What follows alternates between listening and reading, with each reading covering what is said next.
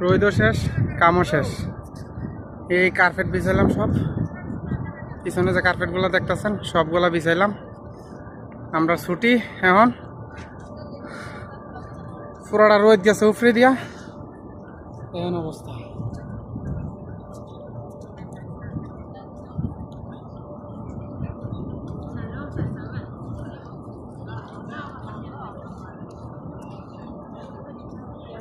পুরাটা মাঠ বিছাইলাম, কার্পেট বিছাইলাম আর পানি খাইলাম। যে একটা রোদ গেছে উপরে দিয়া, সর্বনাশ। এই রোদ বাংলাদেশের জীবনও দেখছি না, হ্যাঁ নয় এই রোদ দেওয়ান লাগে। রোদ শেষ, কার্পেট বিছানিও শেষ, হাজিও বোয়া শুরু হয়ে গেছে।